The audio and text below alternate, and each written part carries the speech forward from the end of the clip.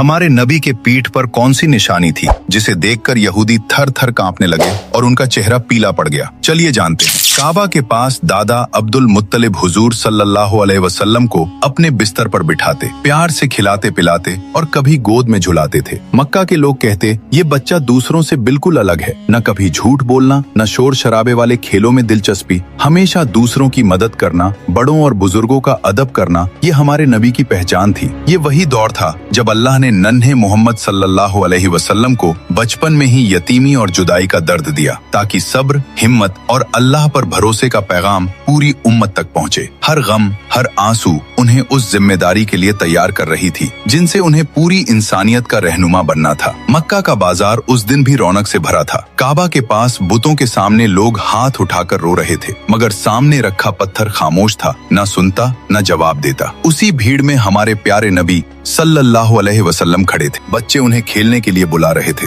मगर आपकी निगाहें आसमान की तरफ उठी हुई थी, जैसे दिल गवाही दे रहा हो कि ये पत्थर कुछ नहीं कर सकते, अल्लाह ही है जो हर आवाज को सुनता है। उस दिन बाजार में एक यहूदी आलिम भी मौजूद था। उसे तौरात और पुरानी किताबों का बहुत गहरा इल्म था। वो दूर खड़ा ये सब मंजर गौर से देख रहा था। उसके दिल में सवाल उठा, ये बच्चा दूसरों से अलग क्यों है? ये भूतों की तरफ क्यों नहीं देखता? इसकी निगाहें बार बार आसमान की तरफ क्यों उठ जाती हैं? वो धीरे धीरे हमारे नबी के पीछे पीछे चलने लगा। जैसे ही उसकी नजर आपके दोनों कंधों के बीच पड़ी, उसका चेहरा फीका पड़ गया। आपके कंधों के बीच मोहरे नबूवत साफ नजर आ रही थी। यहूदी थर थर कांपने लगा और कांपते हुए कहा, यही वो आखिरी नबी है, यही है वो जिसकी निशानियां हमारी किताबों में सदियों से लिखी है। लेकिन उसी पल उसके दिल में जलन की आग भड़क उठी। उसने सोचा, नबूवत तो हमारी कौम को मिलनी चाहिए थी, ये अरबों का बच्चा कैसे? शाम होते ही वो अपने साथियों के पास पहुंचा, जहां और कई यहूदी आलिम जमा थे। उसने कहा, आज मैंने उसे देख लिया।